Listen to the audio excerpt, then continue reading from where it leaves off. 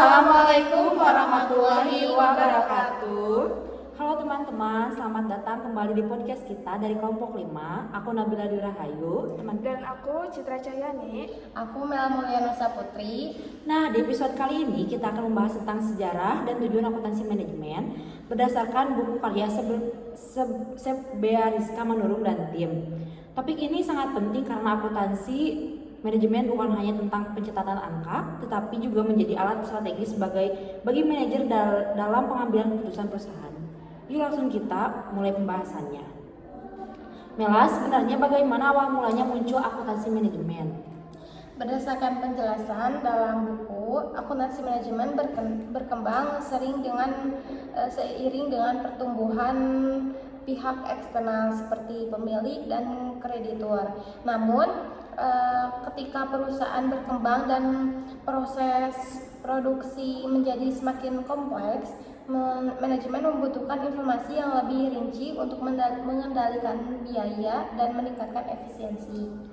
Mela, apakah perkembangan ini berkaitan dengan revolusi industri? Iya, tentu sangat berkaitan karena pada masa revolusi industri, kegiatan produksi dilakukan dalam skala besar. Perusahaan harus mampu mengendalikan biaya produksi, menentukan harga pokok produk, serta mengevaluasi kinerja setiap bagian organisasi.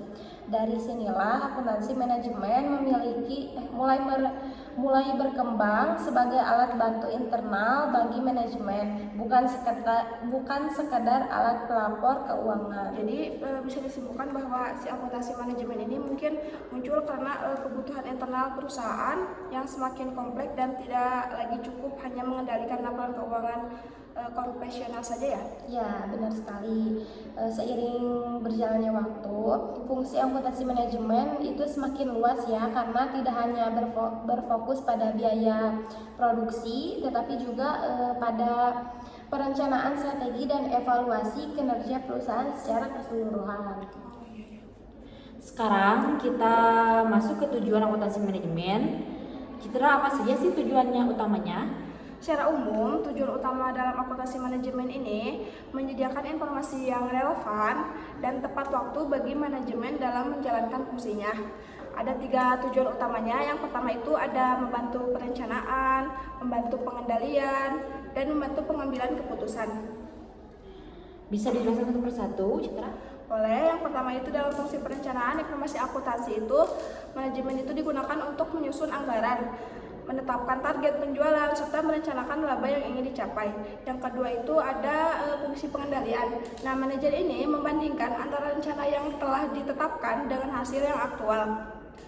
Jadi jika terdapat selisih atau penyimpangan, maka dianalisislah penyebabnya dan dilakukan tindakan korektif. Ada yang ketiga itu dalam pengambilan keputusan. Nah, informasi biaya ini dan pendapatan membantu manajer memilih alternatif terbaik, misalnya seperti dalam menentukan harga jual, menerima atau menolak pesanan khusus, atau memutuskan apakah suatu produk ini diproduksi sendiri atau dibeli dari pihak luar gitu. Dari penjelasan tadi nih Citra, sekarang menurut Mela berarti akuntansi manajemen memiliki peran yang sangat penting ya dalam perusahaan. Ya, betul sekali. Bahkan saat ini perannya tidak hanya terbatas pada informasi keuangan saja. Iya, betul.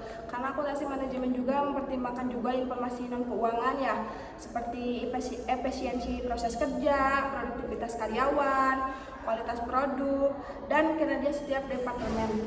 Nah, artinya akuntansi manajemen ini tuh membantu perusahaan itu untuk lebih adaptif dan kompetitif dalam menghadapi persaingan di dalam dunia bisnis ya. Artinya akuntansi manajemen membantu perusahaan untuk lebih siap menghadapi persaingan bisnis yang semakin ketat ya. Tepat sekali. Dengan informasi yang akurat dan relevan, manajemen dapat meminimalkan risiko serta memaksimalkan keuntungan perusahaan. Di sini sebagai kesimpulan, akuntansi manajemen lahir karena kebutuhan perusahaan yang semakin kompleks sejak masa revolusi industri. Tujuan utamanya adalah membantu manajemen dalam perencanaan, pengendalian, dan pengambilan keputusan agar perusahaan dapat berjalan secara efektif dan efisien. Terima kasih untuk Mela dan Citra atas diskusinya hari ini, dan terima kasih juga untuk teman-teman yang sudah mendengarkan podcast kita. Sampai bertemu di episode berikutnya. Assalamualaikum warahmatullahi wabarakatuh.